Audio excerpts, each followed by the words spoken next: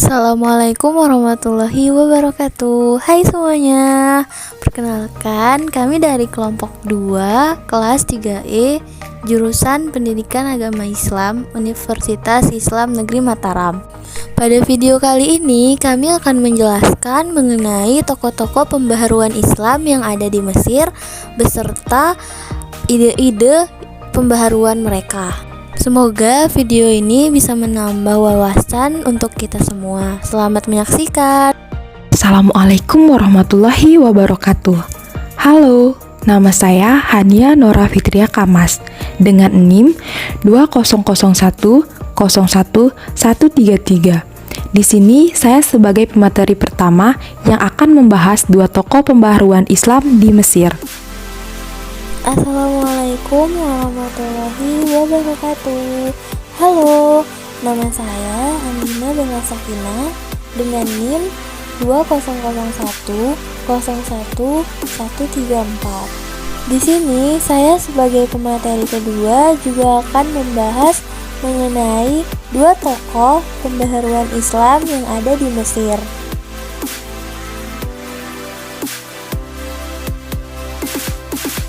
Pada kesempatan kali ini ada 4 tokoh yang akan kami jelaskan. Di antaranya yaitu Jamaluddin Al-Afghani, Muhammad Abduh, Rasyid Ridho, dan Qasim Amin. Berikut penjelasan mengenai 4 tokoh tersebut. Tokoh yang pertama adalah Jamaluddin Al-Afghani. Beliau dilahirkan di Afghanistan pada tahun 1839 dan meninggal di Istanbul pada tahun 1897. Beliau termasuk tokoh pembaharuan yang hidupnya berpindah-pindah dari suatu negara ke negara lainnya.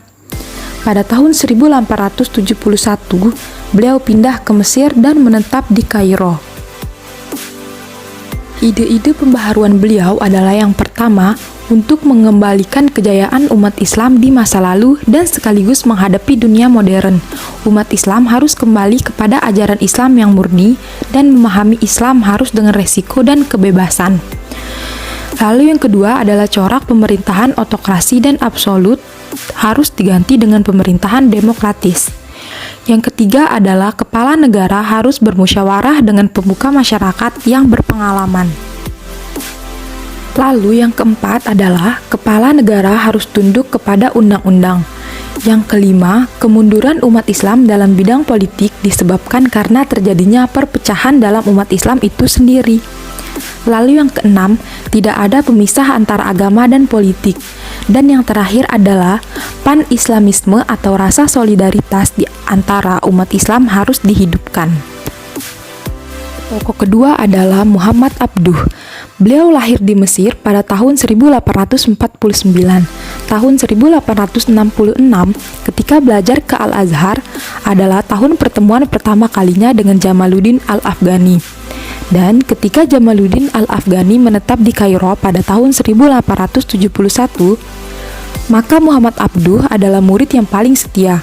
Bahkan, beliau adalah tokoh pembaharu Islam di Mesir yang pemikirannya sangat dipengaruhi oleh pemikiran Jamaluddin Al-Afghani. Muhammad Abduh meninggal pada tahun 1905 setelah mendapat kedudukan sebagai mufti di Mesir pada tahun 1899. Ide-ide pembaharuan beliau adalah yang pertama, penghapusan faham jumud yang berkembang di dunia Islam saat itu. Lalu yang kedua adalah pembukaan pintu ijtihad, karena ijtihad merupakan dasar yang penting dalam menginterpretasikan kembali ajaran Islam. Yang ketiga adalah penghargaan terhadap akal. Abduh mengatakan bahwa Islam adalah agama rasional yang sejalan dengan akal. Yang keempat, kekuasaan negara harus dibatasi oleh konstitusi yang telah dibuat oleh negara yang bersangkutan. Yang kelima adalah memodernisasikan sistem pendidikan Islam di Al-Azhar. Lalu yang terakhir adalah Islam maju harus melalui pendidikan. Baik, untuk tokoh selanjutnya akan dilanjutkan oleh teman saya, yaitu Andina Bella Sakina. Tokoh ketiga pembaharuan Islam di Mesir yaitu Rasyid Ridho. Beliau termasuk salah satu murid Muhammad Abduh, lahir di Kolamun, Lebanon pada tahun 1865. Rasid Ridho masih termasuk keturunan Nabi Muhammad SAW dari jalur Hasan bin Ali. Pemikirannya yang sangat besar dipengaruhi oleh Jamaluddin Al-Afghani dan Muhammad Abduh. Kemudian beliau meninggal pada bulan Agustus tahun 1935. Dalam pembaharuannya, Rasid Ridho memiliki beberapa pembaharuan. Yang pertama yaitu menumbuhkan sikap aktif dan dinamis di kalangan umat. Yang kedua, umat Islam harus meninggalkan sikap fatalisme atau Jabariyah. Yang ketiga, akal dapat dipergunakan untuk menafsirkan ayat maupun hadis dengan tidak meninggalkan prinsip umum. Yang keempat, umat Islam harus menguasai sains dan teknologi.